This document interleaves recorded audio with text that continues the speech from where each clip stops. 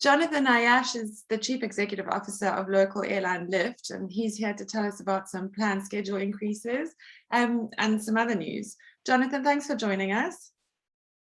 Thanks for having me. So tell us what's on the agenda, what's on the horizon in terms of flights. Tell us about your planned schedule increases.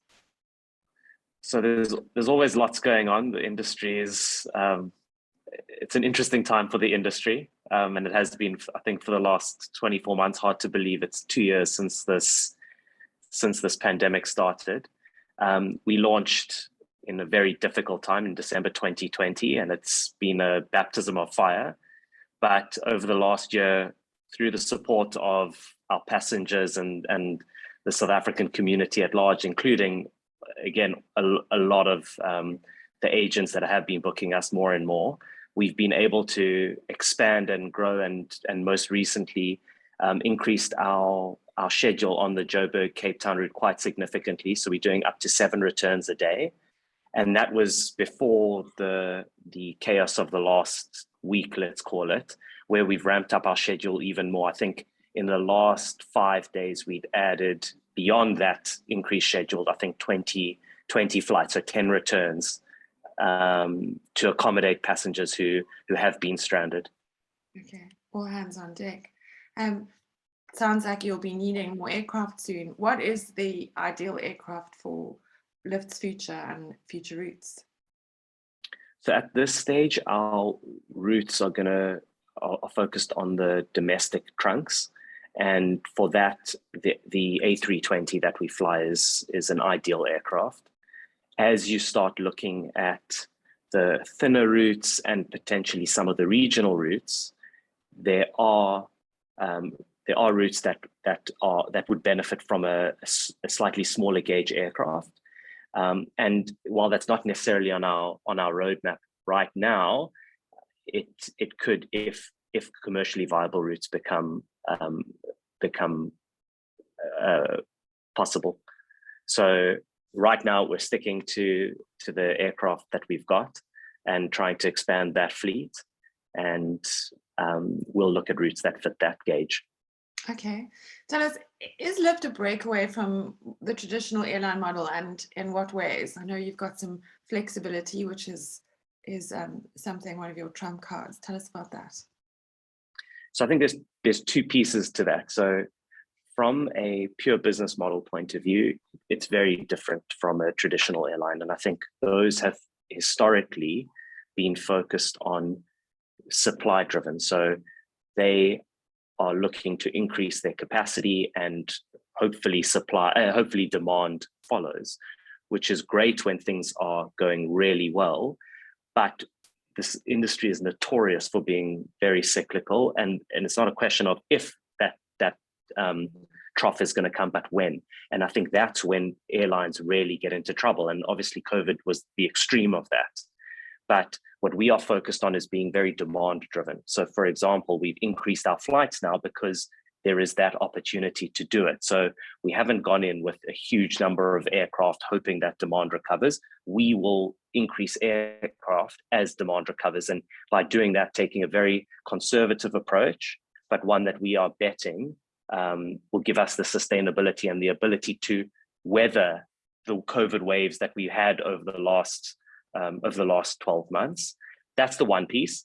What that means for our customers is that we can offer extreme flexibility. And what we've noticed is almost all the airlines in the industry have jumped on the bandwagon saying they offer flexibility.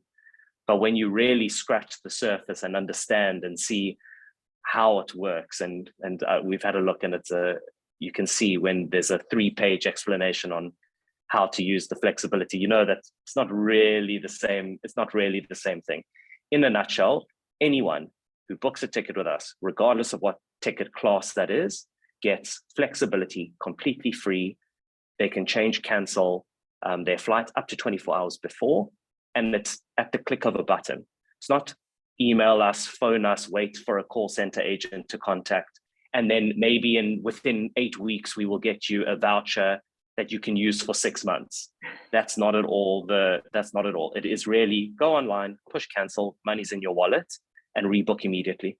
Okay, So I think it's a huge thing. Also for travel agents that are booking, you don't have to stress. You know that if you've booked a flight with Lyft, you can confidently say if something happens, it's simple to change and cancel, and you're not going to fight for that credit. Yeah, and we're hearing how valuable flexibility is and that sort of certainty now because of COVID. Do you have any ambitions in the long term to add a regional route? I understand your model is based on demand. Are you having a look at routes where you see Absolutely. opportunity? Absolutely. So I think we are looking at regional routes. I think international is not really something that's on our radar at all right now. Yeah. But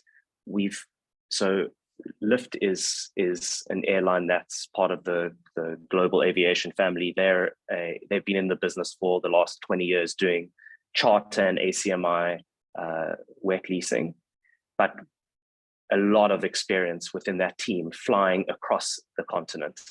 And I think that's a huge advantage for us. So they're not necessarily, they've not necessarily been doing scheduled flights into Africa, but on a regular basis doing charter and ACMI work there. So we've got the experience on the continent. And again, I think it's just a question of how quickly this market recovers from a domestic point of view and a regional point of view, so that we're not launching a route that looks great and then we have another wave and all of a sudden borders are closed and then we're stuck with a problem. Okay. How did the onslaught of COVID-19 change your launch strategy? I think the onslaught of COVID gave us our launch strategy. Okay. So it provided us with that crazy opportunity and point in time to enter where two of the bigger domestic carriers, being SAA and Comair, were not operating. And everyone was really just in damage control phase, trying to survive what was going on.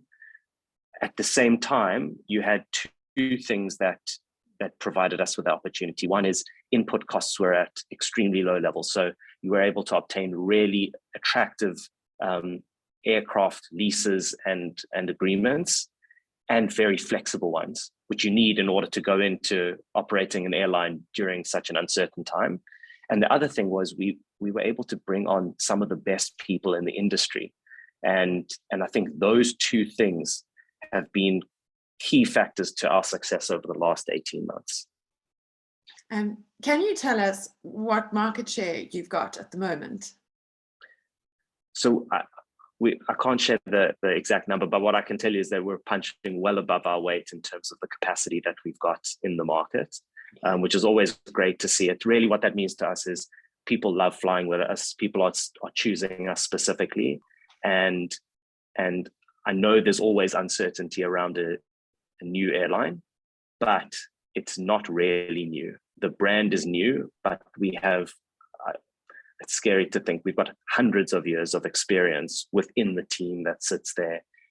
Giron, who's the co-founder, is no one new to the industry. He launched Kalula. He had been at Comair for many years. And so that understanding and the people that are around us know exactly what it means to build a brand that is going to hopefully win the hearts of our passengers over the next many years.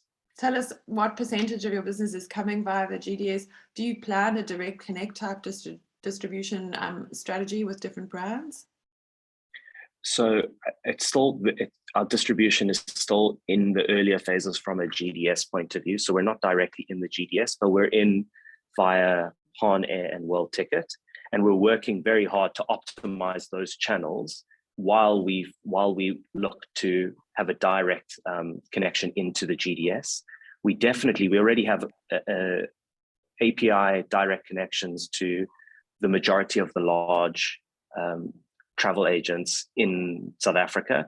So that's really been our focus over the last 12 months. It's great, you've got a great product, but if people can't buy it and people aren't aware of you and and agents may want to sell it, but if they can't, then it's not a great situation. So we've come a long way, and we'll continue to refine that connection and the ability also to use our flexibility. This is not, it's another layer of complexity. It's not just about selling a ticket. We want it to be as easy to service that customer, regardless of how that connection comes in. So it's that complexity that we're trying to figure out across all the connections that we've got. Yeah, that advantage.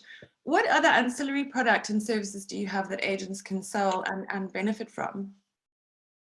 So we have taken a very customer first philosophy. So what that does is, from an ancillary point of view, probably limits us a little bit. So for example, no one is ever going to pay for an SMS to get a booking confirmation. People are able to book and choose their seat from the minute they book their flight. You don't have to pay extra to choose a seat. We have additional bags that you can purchase. We have different parts of the cabin that you can choose. So you can't choose the whole cabin when you want to book your seat if it's outside of 24 hours. We've also launched in Q4 of last year, we launched our premium product, which is our interpretation of business class. And we're really excited about that. So it's got industry leading legroom, no middle seat.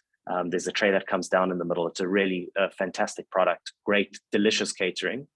So it's hard to say that about any airline food, but this really is it's delicious. The only thing I'm upset about is that it finishes very quickly. We've got great coffee, open bar. So it's something we're really excited about expanding. And it's important for people to know, because I think there's a misconception that Lyft is a low cost carrier. And I was so happy to hear that you didn't say that about us when you introed us. There's that perception, and we're not. We have the lowest cost operating model, which allows us to offer unbelievable service. You don't pay for catering, whether it's in premium or economy. That's complimentary. And because we've got a low cost operating model, we can pass a huge amount on to customers and still make enough money to operate. Okay. Is there another route, any new routes that we might see you on soon? Sure. I think if the last week has showed us anything, is that planning in this industry is actually really difficult. There are, I think, the next routes that we do will probably be domestic, will almost certainly be domestic, and looking at the trunks. I mean, the trunk routes are Joburg, Cape Town, and Durban. So no timing on that yet, but it's definitely on the cards. And I think all we're waiting for is just a bit more certainty of what's going on. At the moment, we're seeing another wave of COVID in China and more lockdowns. It's not even about the severity of a wave that we're hoping remains very mild. It's what is the reaction of the international community if we see borders closing, whether or not it's serious or it impacts us directly in South Africa, it impacts the airline industry. So that's kind of what we're waiting to see. But as soon as that is behind us, and we're really hoping it is, we're definitely, we have our plans and we'll start executing. Okay, well, it's been great to have you and to hear from you about all of your plans, and we hope to see you again very soon. Thanks for having me.